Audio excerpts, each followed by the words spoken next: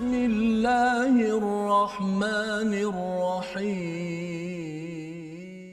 أعوذ بالله من الشيطان الرجيم بسم الله الرحمن الرحيم الحمد لله رب العالمين الرحمن الرحيم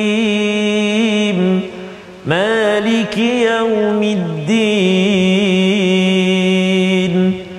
إياك نعبد وإياك نستعين اهدنا الصراط المستقيم صراط الذين أنعمت عليهم غير المغضوب عليهم ولا الضالين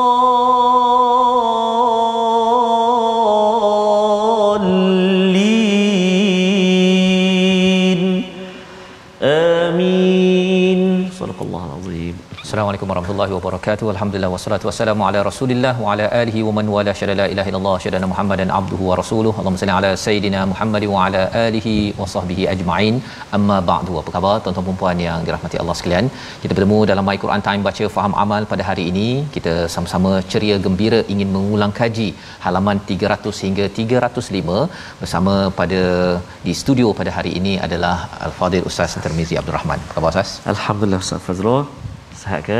Alhamdulillah. Ya, kita doakan semua yang berada betul, di depan kaca TV, yang berada di Facebook terus sihat ceria gembira Ustaz ya. Betul, pada hari ini kerana kita sudah pun selesai dengan surah Al-Kahfi dan hari ini kita ingin mengulang kaji kerana bila kita dah mula tadabbur sedikit surah Al-Kahfi ini, baca surah Al-Kahfi jadi pendek Ustaz. Dia jadi lebih bermaknalah ya. Berbanding dengan kalau kita baca surah Yasin ataupun baca surah yang lain yang lebih pendek, surah Al-Mulk pun kadang-kadang rasa macam tak habis-habis kan, disebabkan apa? Disebabkan memahaminya itu sendiri, cuba bertadabbur akan menjemput barakah daripada Allah Subhanahu Wa Taala. Pada hari ini kita akan mengulang kaji ya halaman 300 hingga 305 bersama tetamu kita Ustaz. Siapa hari ini? Tetamu kita ni guru saya dulu ni. Al-Fadhil Ustaz Dr. Sanusi Ahmad Sanusi daripada Universiti Sains Islam Malaysia. Apa khabar Doktor? Alhamdulillah sihat. Sihatnya Ustaz Fazrul, Ustaz Tirmizi. Alhamdulillah. Ustaz Dr. Ahmad Sanusi kita ni senyum sokmo. Senyum sokmo. Senyum sokmo. Kalau kampung saya kata Ustaz Sanusi senyum sokmo dia kata. Sengih sokmo dia kata. Alhamdulillah. Alhamdulillah. Terima kasih Doktor sudi bersama pada hari ini untuk kita melihat kepada surah Al-Kahfi di mana pada surah ini ada 110 ayat, surah yang digalakkan untuk dibaca, ditadabbur ya pada setiap minggu dan paling kurang pun kita nak mengambil beberapa ayat pada hari ini untuk kita semak. Jadi kita memulakan ayat 54 pada halaman 300 sebagai satu komentar daripada Allah Subhanahu Wa Taala selepas Allah menyatakan di hujung ayat 53 walam yajidu anha masrifa, terus muncul perkataan sarrafna pada ayat 54. Kita baca sama-sama bersama dengan tuan-tuan, jemput untuk share bersama rakan-rakan di Facebook yang mungkin pertama kali mengikuti My Quran Time, tak pernah dengar ya. Kita baru ni buat survey Ustaz ya. Ada ramai yang tak pernah mendengar My Quran Time. Dia tanya surah Al-A'raf. Boleh tak cerita pasal surah Al-A'raf? Jadi saya kata rujuklah MQT. Dia kata MQT tu apa? My Quran Time. My Quran tu apa kan? Jadi tuan-tuan jemput untuk share dan hari ini kita nak baca ayat 54 sebagai permulaan ulang kaji kita pada hari ini. Silakan. Terima kasih Al-Fadhil Ustaz Fazrul.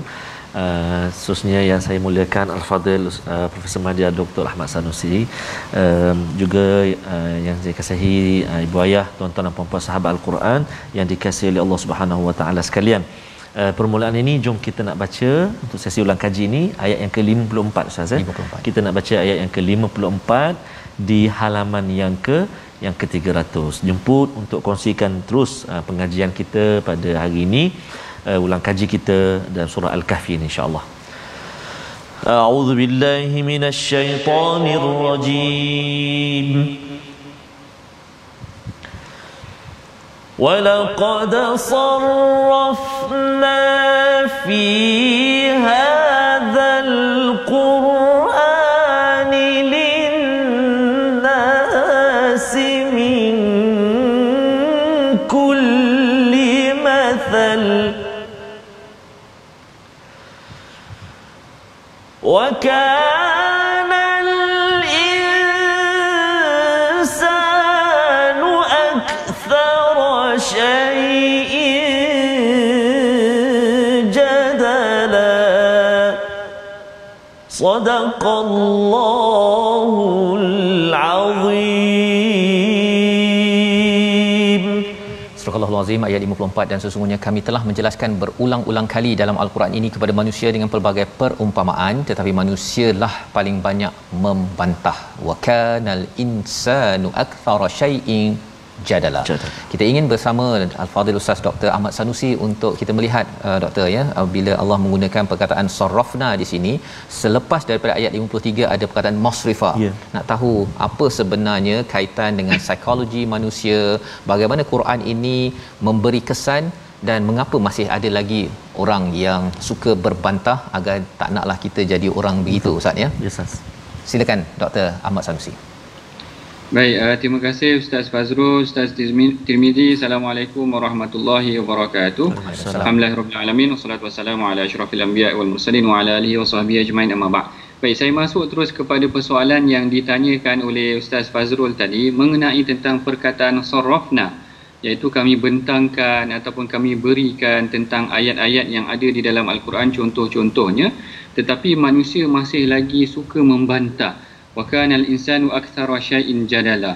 Kalau kita tengok tadi pun Ustaz Fazrul ada menceritakan pada ayat yang ke-53, Allah Taala telah menceritakan pada ayat ke-53 mengenai tentang bagaimana Allah Taala membentangkan contoh-contoh ataupun tentang satu, tidak boleh kita nak berpatah balik daripada apa yang telah diperintahkan itu tadi.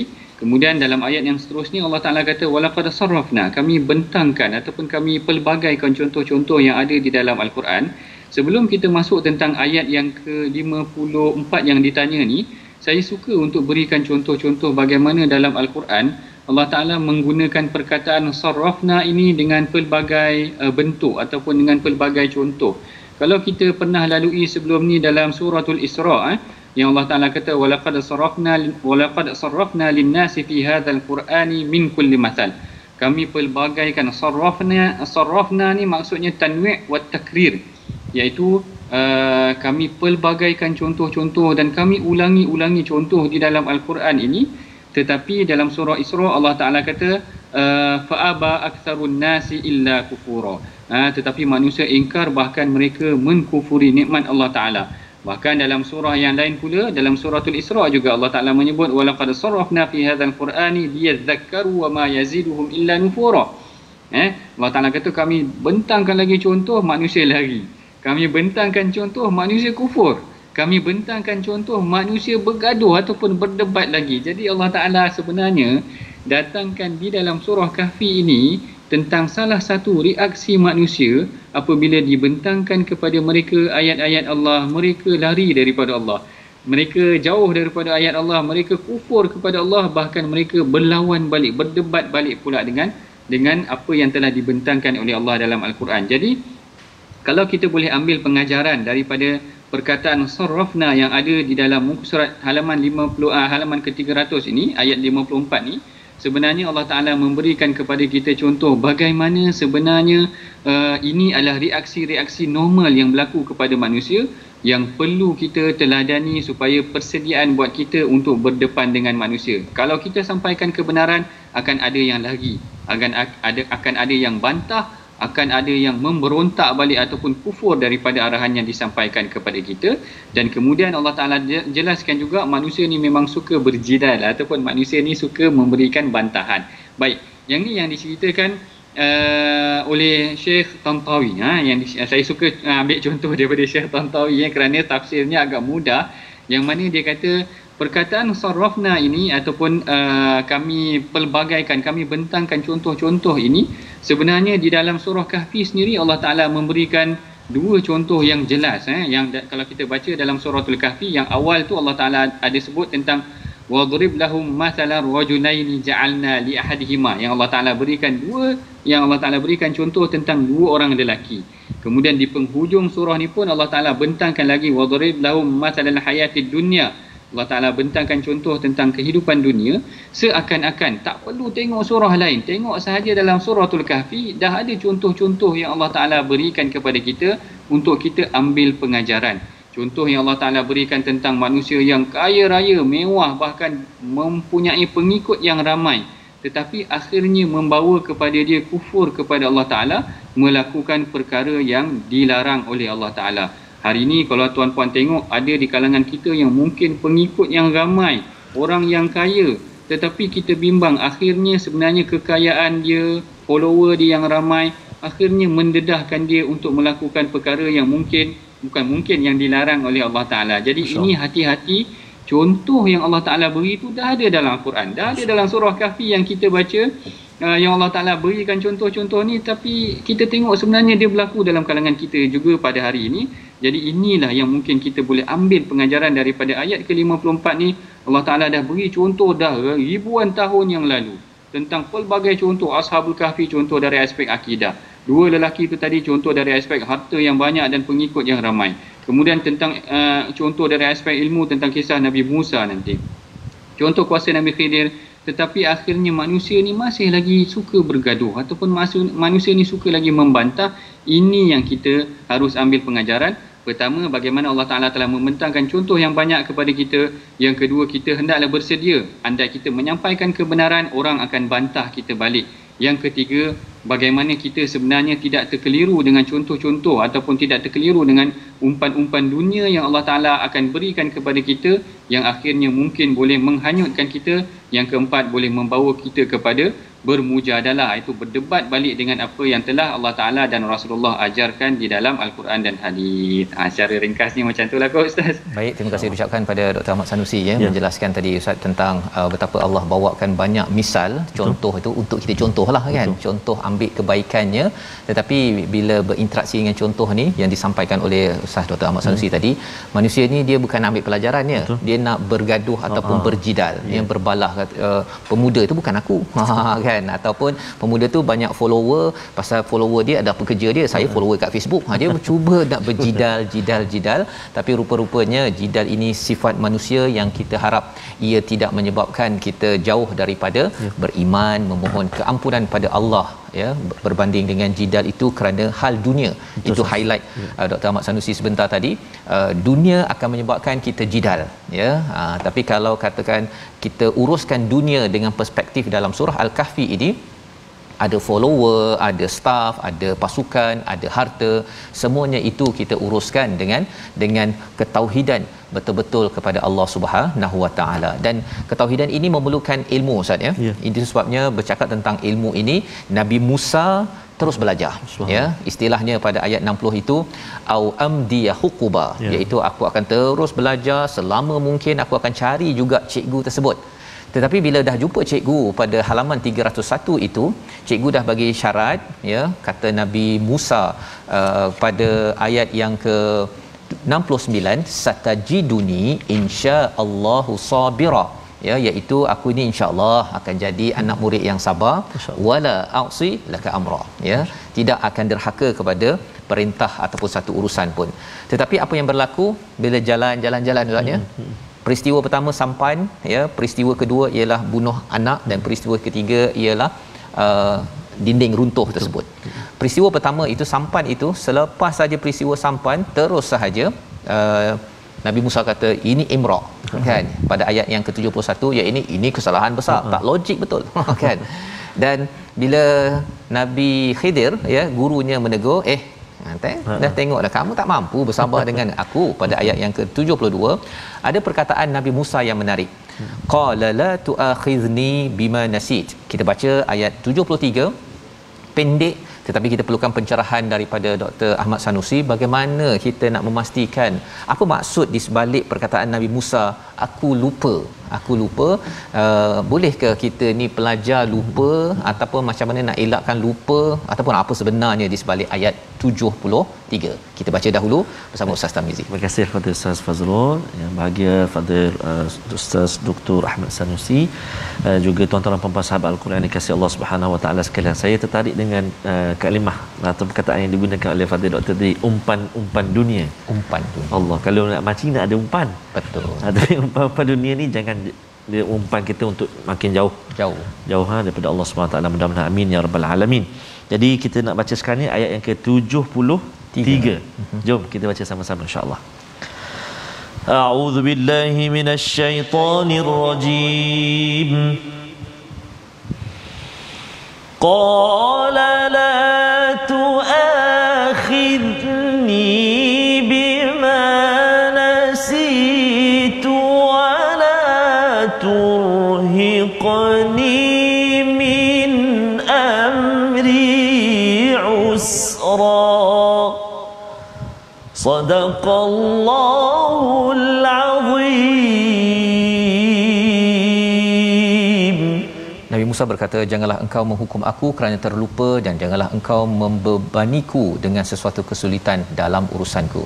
Saya serahkan kepada Dr. Ahmad Sanusi untuk mencerahkan ini perkataan ni macam mana nak guna kalau sekarang ni sebagai pelajar Ustaz ya. Kalau pelajar universiti ke, pelajar sekolah rendah ke, sekolah menengah, cikgu lupalah cikgu. Boleh ke begitu? Silakan doktor. Baik, terima kasih Ustaz Fazrul Ustaz Tarmizi. Saya kira ni juga adalah antara ayat yang menarik yang juga boleh kita kaitkan dengan perbincangan sebelum tadi. Sebenarnya kalau kita tengok Nabi Musa ni pun dia ada akal dia juga, masuk akal saya ni maksudnya dia berbincang ataupun nampak seakan-akan nampak macam nak berjidal juga sedikit dengan guru dia, yang mana kalau kita balik sikit pada bahagian jidal tu tadi, sebenarnya jidal ni tidaklah semuanya tidak baik, perdebatan ataupun perbincangan ni tidak semuanya tidak baik. Kalau kita tengok dalam Al-Quran, Allah Ta'ala perintahkan kita dalam aspek dakwah boleh menggunakan kaedah jidal. Allah Ta'ala kata, ud'u ila sabila rabbika bil hikmati wal mau'izatil hasanah wajadilhum billati hiya ahsan. Maknanya Allah Ta'ala kata dakwah kepada golongan-golongan ni dengan kaedah berhikmah dan mau'izah yang baik, dan kemudian Allah Ta'ala kata jadil. Maknanya berjidal, berdebat dengan mereka dengan kaedah yang baik. Jadi kalau kita tengok kat sini, ada juga jidal, perdebatan yang positif, yang mana kalau tak silap saya, para sahabat sendiri, Rasulullah sendiri pernah memerintahkan Hasan bin Thabit. Maknanya bila datang satu gerombolan yang berhujah dengan Rasulullah, dengan syair mereka, dengan khutbah debat mereka, lalu Rasul kata, kum ya Hasan, bangun wahai Hasan, jawab mereka. Maknanya Rasul benarkan juga kaedah perdebatan itu dalam urusan dakwah, dalam urusan yang baik. Cuma yang tidak baik itu tadi, yang mana yang kita sebutkan tadi, Allah Ta'ala juga pernah mengajak dalam Quran. Allah Ta'ala kata, wa minan nasi man yujadilu fillah bighairi ilmin wala hudan wala kitabin munir. Yang mana orang ni berdebat dalam urusan perkara-perkara yang mengenai tentang Allah tetapi tidak mempunyai ilmu. Yang ni macam yang kita sebutkan tadi, orang yang suka berjidal, dia duk habis berdebat dalam internet, dalam Facebook, dalam Twitter, dalam WhatsApp, tapi tak selesaikan apa-apa masalah pun, seronok berdebat. Baik, masuk balik tentang kisah Nabi Musa tadi. Nabi Musa ni apabila diperintahkan oleh Nabi Khadir, ada yang kata Khidir, ada yang kata Khadir, ada yang kata Nabi, ada yang kata bukan Nabi, tetapi rajulan salihan, maknanya orang yang baik, orang yang saleh ni tadi, dia memerintahkan ataupun menasihatkan Nabi Musa tentang satu perkara, iaitu tentang soalan yang kalau boleh kau ikut aku, jangan tanya banyak ataupun jangan persoalkan apa-apa. Tapi Nabi Musa memberikan cadangan yang banyak, bahkan ada soalan-soalan yang diberi. Akhirnya ditegur kepada Nabi Musa. Nabi Musa pun menjawab, la tu'akhidni ayyuhan abdun salih, wahai abdun, hamba yang soleh, janganlah kau marah aku, bima nasitu, terhadap apa yang aku lupa. Apa yang Nabi Musa lupa?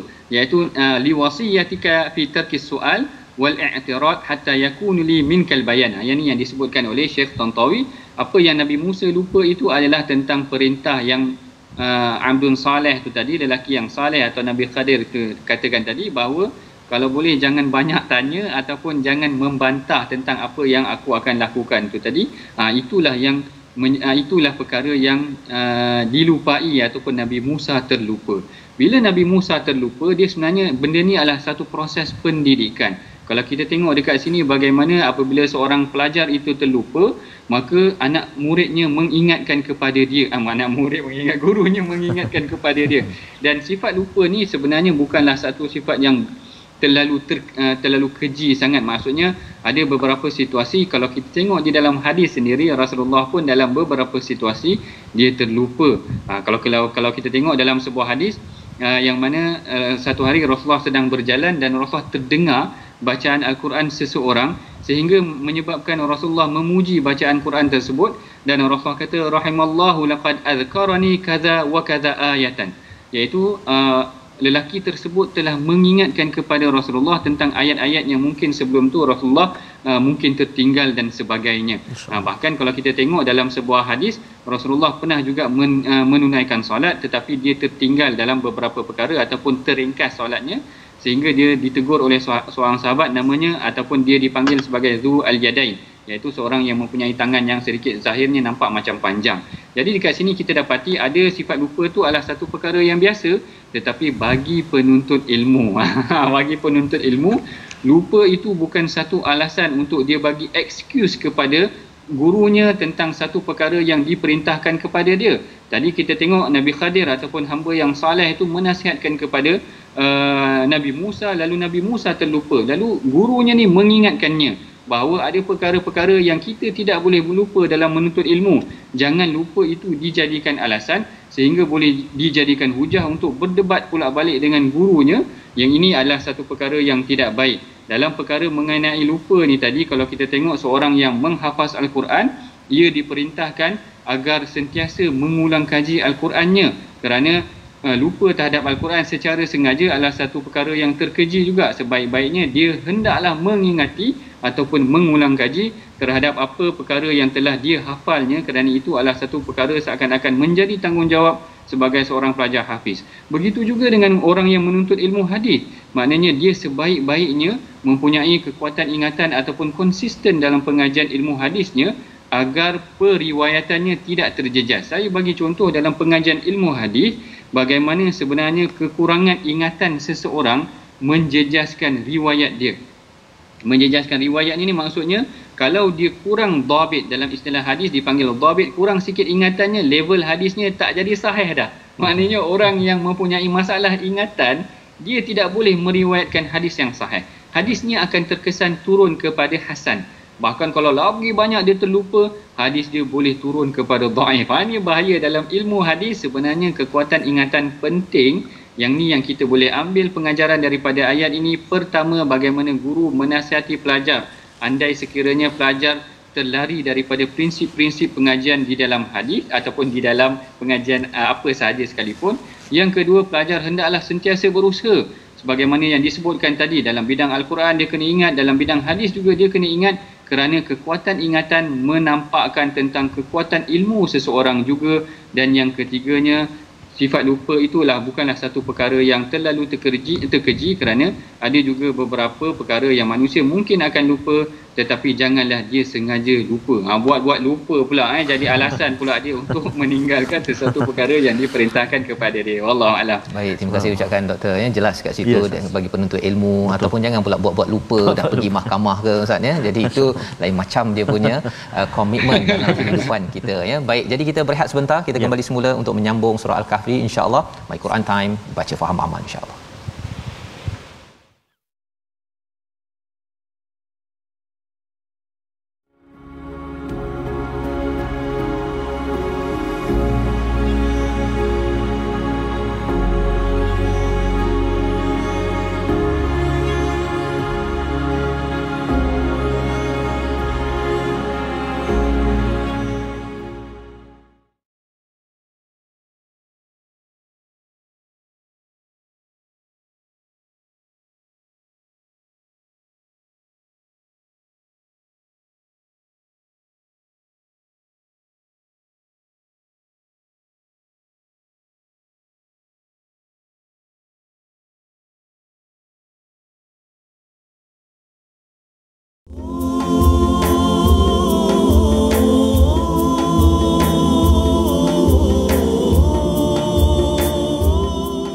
tuan-tuan dan puan sahabat Al-Quran, ibu ayah yang dikasihi Allah Subhanahu Wa Taala sekalian, alhamdulillah kita menyambung kembali ulang kaji kita pada saat ini. Dan sebut pasal lupa ni Allah Ustaz, kadang-kadang boleh jadi imam tu lupa Ustaz. Qul ya ayyuhal kafirun la a'budu ma ta'budun wala antum 'abiduna ma a'bud wala ana 'abidum ma 'abadtum wala antum 'abiduna ma a'bud. Tak jumpa wala ana 'abidum ma 'abadtum. Dia bukan jumpa. Kalau dulu pada zaman sahabat tu pasal lepas minum alkohol tapi sekarang okey kan. Yang itulah. Masalahnya yang belakang imam pun lupa juga. Lupa juga. Lalah siapa tegur tu yang tengah ambil wuduk. Rukuklah dia kata. Itu sajalah pengalaman yang dikongsikan oleh sahabat-sahabat kita. Mudah-mudahan kita selalu dapat saya terkesan juga dengan nasihat daripada guru saya Al-Fadhil Ustaz Dr. Ahmad Sanusi untuk senantiasa bersama dengan Al-Quran ulang baca hukum tajwid yang kita belajar, kita cuba semak kembali ulang kembali untuk supaya kita tak lupa insya-Allah ya. Dan ini adalah disiplin penting ya. Dan dalam kisah Nabi Musa bersama dengan Nabi Khadir ini sebenarnya lupa adalah salah satu daripada perkara yang dinyatakan ya. Dan kemudian cikgunya ni masih lagi bagi peluang Ustaz. Tak apalah, okey, next kan. Second trip ya, pada perjalanan yang kedua pun ada lagi pertanyaan Ustaz ya daripada Nabi Musa, iaitu pada ayat yang ke-74 laqad ji'ta syai'an nukra ya. Maksudnya Nabi Musa menegur kepada gurunya. Guru dah beritahu dah awal-awal jangan komen apa-apa syai'a, di hujung nanti kita bincang ya. Tetapi rupa-rupanya Nabi Musa masih lagi, dan kemudian pergi pada perjalanan yang ketiga Nabi Musa masih lagi membuat komentar, tapi dalam bentuk yang bukan soalan pun Ustaz, dalam bentuk yang lembut saja kan. Pada ayat yang ke-77 qala law syi'ta lattakhazta alaihi ajra, iaitu bagus ni kalau dapat upah ni kan, tak adalah terus mengapa tak. Tapi rupa-rupanya pada ayat 78 inilah perkataan daripada Nabi Khadir kepada anak muridnya. Kita baca sekali lagi dan kemudian kita nak melihat macam mana panduan bagi cikgu. Boleh tak cikgu tu rasa macam nampaknya kamu ni dah get out kan? Adakah boleh begitu? Dekat tahap mana? Kita akan bersama dengan Dr. Ahmad Sanusi sebentar lagi. Kita baca ayat 78. Baik, terima kasih kepada Ustaz Fazrul. Sahabat-sahabat Al-Quran, tuan-tuan dan puan-puan ibu ayah dikasihi Allah SWT sekalian, jom kita baca satu ayat lagi, ayat ke-78. Dan hati-hati bacaan kita, saya kira dalam surah Al-Kahfi ini banyak sekali akhir ayat dia dengan mad'iwat. Jadi saya rasa tak lupa kot mad'iwat berapa harakat di ujung-ujung dia kalau berhenti? 2 harakat kalau waqaf. Okey, baik, jom kita baca sama-sama ayat 78 insya-Allah. A'udzu billahi minasyaitonir rajim. Qala hadza firaqu baini wa bainik sa'unabbi'uka bita'wili ma lam tastati' alayhi sabra. Sadaqallahul azim. Surah Al-Azim ayat 78, dia Nabi Khadir berkata, ini adalah perpisahan antara aku dengan engkau. Aku akan memberikan penjelasan kepadamu atas perbuatan yang engkau tidak mampu bersabar terhadapnya. Inilah kata-kata keramat daripada guru ya, Nabi Khadir kepada Nabi Musa. Dan ini garang guru ni sebenarnya. Kan? Dr. Ahmad Sanusi boleh jelaskan macam mana cara nak menjadi guru yang bagus berdasarkan pada panduan daripada ayat 78 ini. Silakan. Baik, terima kasih Ustaz Fazrul, Ustaz Timizi. Baik, ini adalah satu soalan yang menarik juga. Bagaimana sebenarnya kita melihat hubungan antara guru dan pelajar tu, seperti mana yang kita boleh tengok daripada Nabi Musa dan Nabi Khadir ni tadi. Yang mana akhirnya Nabi Khadir kata hadza firaqu baini wa bainak. Ini habislah. Nabi Khidir kata macam nilah kita, maknanya berlaku proses perpisahan. Tapi kalau kita tengok, yang ni saya suka kongsikan kepada tuan-tuan para penonton yang dirahmati Allah, bagaimana Rasulullah mendidik Sayyidina Muaz bin Jabal. Kenapa saya pilih Muaz bin Jabal ni? kerana saya tengok di dalam musnad, kalau kita nak cek hadis tentang satu tokoh ataupun tentang tokoh sahabat, kita boleh tengok dalam musnad, kerana Al-Imam Ahmad akan menghimpunkan hadis-hadis tentang satu orang sahabat tu. Kalau musnad Abu Bakar, hadis tentang Abu Bakar saja. Kalau musnad Umar, hadis tentang Umar saja. Yang ni musnad tentang Saidina Muaz bin Jabal. Saidina Muaz bin Jabal ni saya kira sebenarnya hampir-hampir juga dengan kaedah bagaimana Nabi Musa dan kisah Nabi Musa dengan Nabi Khadir ni tadi, iaitu Rasulullah SAW dia memang train Saidina Muaz ni banyak kali. Banyak kali. Ada kalanya dia marah, ada kalanya dia okey. Dalam satu kes Rasulullah SAW menunggang dengan Saidina Muaz. Kalau dalam hadis tu kata anna Nabiya sallallahu alaihi wasallam wa Muadzun radifuhu ala rahlin, iaitu Rasulullah sedang menunggang dan Saidina Muaz berada di belakangnya, maknanya menunggang bersama dengan Rasulullah. Lalu Rasulullah tanya kepada Muaz, "Ya Muaz," dia kata, "Ma min ahadin yashhadu an la ilaha illallah wa anna Muhammadar Rasulullah sidqan min qalbihi illa haramahullah 'alan nar." Lalu Rasulullah kata, siapa yang mengucapkan kalimah syahadah dengan jiwanya yang benar, maka dia tidak akan disentuh oleh api neraka. Terus excited Muaz dengar. Muaz terus cakap kat Nabi, "Afala ukhbirun bin nas?" Boleh tak aku nak bagi tahu manusia tentang perkara ni? Lalu Rasulullah tanya Muaz balik. Nanti kan dia orang idzan yattakilu, nanti dia orang tak beribadah pula. Macam tu Maknanya Rasulullah nak tengok respon Muaz. Muaz sedang menunggang dengan belakang Rasulullah. Rasulullah ajarkan kepada Muaz satu hadis, siapa yang baca syahadah dia tidak akan disentuh oleh api neraka. Bila Muaz respon, Rasulullah betulkan respon Muaz. Rasulullah kata, kalau kau bagi tahu pada semua orang, bukan semua orang boleh terima.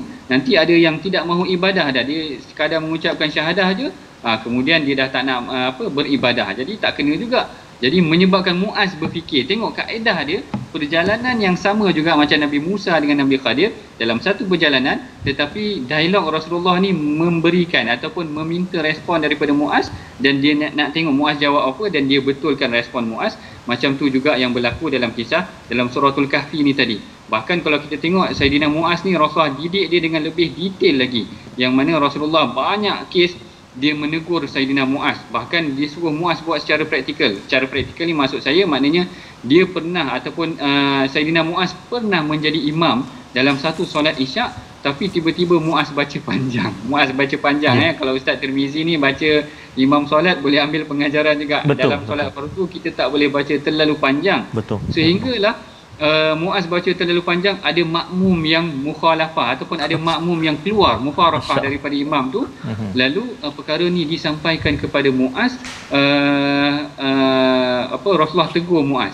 Sehingga kan Rasulullah memberikan teguran yang agak keras juga. Rasulullah kata, "Afatanun ya Muaz, kau nak jadi tukang fitnah ke Muaz?" Jadi Muaz kena tegur lagi kerana kesilapan yang dia lakukan. Tetapi Rasulullah tegur dia dengan jalan yang baik. Maknanya ada jalan yang keras, ada jalan yang baik. Ada hadis yang lain Rasulullah kata, "Inni uhibbuka fillah," wahai Muaz, aku sayang kat engkau kerana Allah Ta'ala. Ada juga teknik dia lain. Tapi yang paling menarik sekali ketika mana perpisahan berlaku. Kalau dalam surah ni kita nak ceritakan tentang perpisahan. Bila mana Rasulullah nak berpisah dengan Muaz, Rasulullah ajarkan kepada Muaz satu hadis yang sangat penting. Iaitu Muaz kata, "Ba'athani Rasulullah sallallahu alaihi wasallam ila Yaman." Muaz kata, Rasulullah hantar aku nak pergi ke Yaman. Bila mana aku dah nak melalui perjalanan aku je, lalu Rasulullah pun kata kepada Muaz. Rasulullah kata kepada Muaz, "Atadri lima ba'athtu ilaika?" Wahai Muaz, kan aku dah train kau lama, aku dah ajar engkau ketika menunggang dengan kau, ketika engkau solat, ketika engkau buat sedemikian semua aku dah ajar engkau. Sekarang ni aku hantar engkau daripada menjadi anak murid kepada guru di Yaman.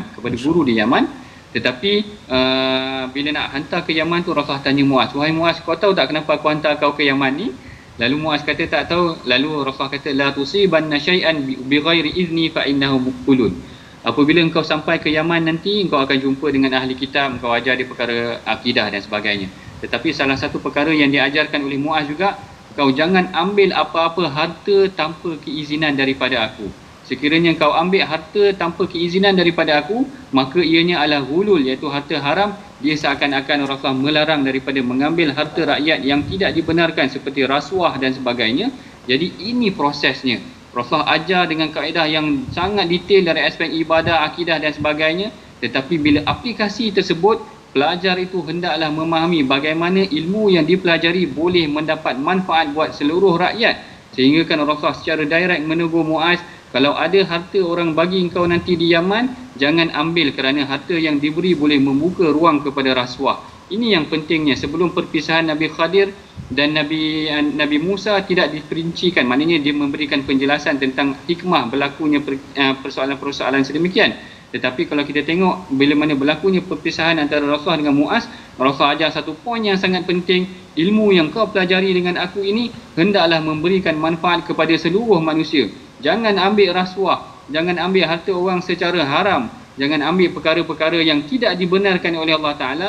Inilah yang dipertegaskan oleh Rasulullah selain daripada perkara-perkara mengenai tentang akidah tu tadi. Jadi yang ni ada beberapa perbandingan yang saya cuba buat antara pendidikan yang dilakukan oleh Nabi Khadir dengan Nabi Musa, dengan bagaimana Rasulullah mendidik Sayyidina Muaz. Akhirnya mereka sama-sama belajar menuntut ilmu, tetapi yang paling utama sekali adalah bagaimana meletakkan ilmu itu memberikan manfaat kepada orang lain. Kalau kita tengok dalam kes Nabi Khadir tadi tentang bagaimana dia menegakkan dinding itu, kelebihannya untuk anak-anak yatim yang wa kana abuhuma saliha, ibu bapa mereka orang yang soleh. Kemudian bagaimana menyelamatkan sampan tu tadi kerana ada orang merampas. Tengok maknanya kelebihan-kelebihan yang diajarkan oleh Nabi Khadir ni tadi adalah kebaikannya untuk masyarakat awam. Begitu juga yang dipraktikkan oleh Rasulullah apabila dia ajar kepada Muaz, diajarkan kepadanya ilmu yang boleh memberikan kebaikannya kepada masyarakat umum, bukan sekadar untuk dirinya sahaja. Ini antara pengajaran yang penting juga saya kira yang kita boleh ambil daripada kisah pertemuan antara Nabi Musa dengan Nabi Khadir, dan bagaimana Rasulullah pertemuan antara Rasulullah dengan Muaz dan perpisahan dia memberikan kita satu pengajaran penting yang kita boleh pelajari pada hari ini, insya-Allah. Insya-Allah. Terima kasih ucapkan pada Dr. Ahmad Sanusi sebentar tadi berkaitan dengan bagaimana berpisahnya Nabi Muhammad dengan Muaz bin Jabal. Jangan ambil harta rasuah ataupun harta rakyat pada waktu itu. Dan di hujung kisah Nabi Musa bersama dengan Nabi Khidir ini pun Nabi Musa memberi cadangan, lau syi'ta lattakhazta alaihi ajra. Bagus ni ambil upah ni kan. Rupanya itulah saat berpisah mereka yang harapnya di situ mesej kepada guru-guru maksudnya kalau ada yang halal tu okey, tapi janganlah sampai melampau-lampau, apatah lagi menyalahgunakan kredibiliti dan juga kepercayaan orang untuk mengambil upah yang melampau ataupun tidak dibenarkan. Itu satu lagi lah yang terfikir sebentar tadi bila doktor menjelaskan tentang disiplin yang menarik tentang Muaz bin Jabal dihantar ke tempat lain oleh Nabi Muhammad sallallahu alaihi wasallam. Jadi kita nak meneruskan kisah Nabi Musa ini diteruskan dengan kisah yang seterusnya, kisah keempat iaitu Zulkarnain, Masya-Allah. Pada halaman yang ke-303, dan kita nak baca ayat 88 kerana ini adalah antara prinsip keadilan Zulkarnain dalam memimpin. Ayat 88 kita baca bersama Ustaz Tarmizi. Baik, terima kasih kepada Ustaz Fazrul. Subhanallah, bagus sangat tadi pesanan ataupun nasihat daripada Al-Fadhil Ustaz Dr. Ahmad Sanusi. Kalau jadi imam memang tak boleh panjang, Ustaz. Tambah-tambah kalau kita jadi imam baca mujawab macam musabaqah tu. Bismillah, Allahu Akbar. Hingga bila dia seorang. Jadi maksudnya itulah Ustaz Doktor peringatan teguran daripada guru-guru kita, pengalaman yang kita ambil daripada guru kita bila jadi imam. Kadang-kadang secara directly, secara langsung tak dicerita, tapi secara kita melihat macam tu oh macam tu bacaan dia macam ni, doa dia macam ni, wirid dia sebagainya. Jadi itu subhanallah kita dapat ambil pelajaran insya-Allah. Jadi kita nak baca sekarang tuan-tuan dan puan-puan sahabat Al-Quran, kita nak baca ayat yang seterusnya iaitu ayat yang ke berapa tadi Ustaz? 88 kita nak baca insya-Allah. A'udzubillahi minasyaitonir rajim. Wa amma man amana wa 'amila salihan falahu jazaa'anil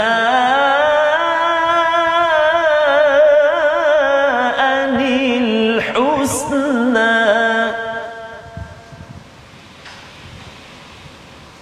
falahu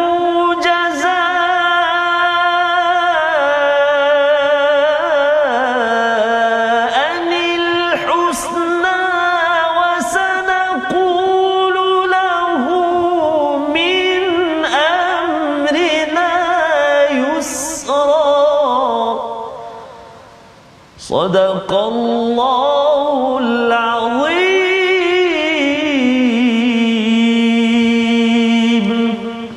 Surah Al-Azim ayat 88, bagi orang yang beriman dan melakukan kebaikan maka dia mendapat pahala yang terbaik sebagai ganjaran dan kami akan sampaikan kepadanya perintah kami yang mudah. Itu terjemahan daripada ayat 88. Kita perlukan pencerahan lebih lanjut daripada Ustaz Dr. Ahmad Sanusi untuk melihat bagaimana Zulkarnain memimpin rakyatnya pada mereka yang zalim buat masalah dengan mereka yang buat baik ini. Silakan Doktor.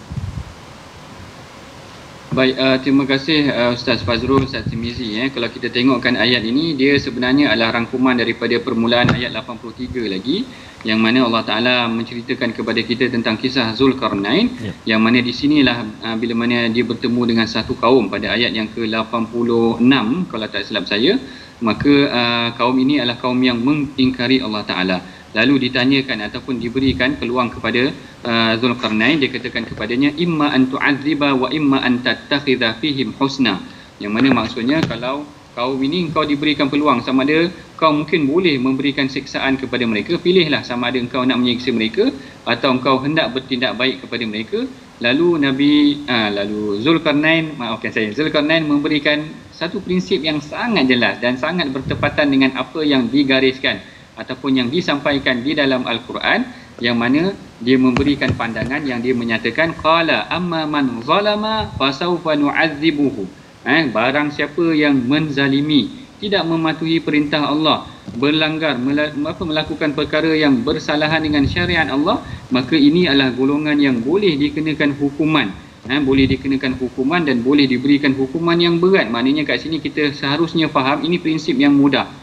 Mereka yang bercanggah perlakuannya dengan apa yang diperintahkan oleh Allah dan Rasul, maka mereka boleh diberikan hukuman, maknanya melalui proses ni lah, dengan diperintahkan kepada mereka bertaubat, memberikan ruang kepada mereka dan sebagainya. Tapi sekiranya mereka terus melakukan kezaliman, maka mereka boleh dikenakan hukuman. Kemudian Zulkarnain pun di dalam ayat ini juga menyebutkan, dia kata wa amma man amana wa amila salihah, mereka yang beriman dan melakukan amal saleh, falahu jazaa'anil husna, mereka akan dapat balasan yang baik, wa sanaqulu lahu min amrina yusra. Kalau dalam terjemahan di sini dia kata, dan kami akan perintahkan kepadanya perintah-perintah kami yang tidak memberati. Dalam ayat ni disebutkan wa sanaqulu lahu min amrina yusra, seakan-akan Allah Taala akan memberikan mereka kata-kata ataupun perintah yang baik yang tidak memberatkan. Kalau perkataan yang Allah Ta'ala gunakan di dalam surah Kahfi ni, kita perhatikan dia kata min amrina yusra. Syekh Tantawi menyatakan, dia kata mereka yang melakukan amal saleh ini, kami akan memberikan kepadanya kata-kata ataupun perintah kepada mereka yang mana yusra, yang mudah, la su'ubatan, yang tidak memberikan bebanan. Yang ni sebenarnya saya suka untuk mengajak tuan-puan berfikir. Ada kalanya kadang-kadang bila kita nak melakukan perintah Allah Ta'ala ni, kita terasa berat hati kita. Allahu Akbar. Yang ni sebenarnya adalah satu muhasabah juga buat diri kita. Kalau kita diperintahkan oleh Allah Ta'ala untuk melakukan solat, kita terasa solat kita berat, apakah sebenarnya kita benar-benar beriman dan melakukan amal saleh? Nah, yang ni juga kita kena faham. Kan dia kata min amrina yusra, kami akan memberikan mereka perintah yang dia akan rasa ringan, mudah. Tapi bila kita tengok, kenapa aku solat rasa susah? Yang ini sebenarnya dia muhasabah untuk amanah bihi. Betul. Tentang amanah wa amila salihah, tentang keimanan dan amal soleh. Saya suka untuk mengajak kita sama-sama muhasabah, sebab kita semua lalui. Ada kalanya kita dengar Quran, kita rasa seronok dengan Quran. Ada kalanya kita dengar Quran, kita tak rasa apa-apa, tuan-puan. Macam dengar kat restoran kedai mamak tu, kita tak rasa apa-apa. Ada kalanya bila kita dengar Quran, kita rasa nak menangis. Yang ni adalah tahap keimanan yang Allah Ta'ala campakkan dalam jiwa kita, yang menunjukkan sebenarnya status juga ataupun tentang keadaan diri kita. Sebab tu ada kalanya kita rasa kita nak solat, kita rasa seronok solat. Ada kalanya kita nak baca Quran, kita tak nak berhenti baca Quran.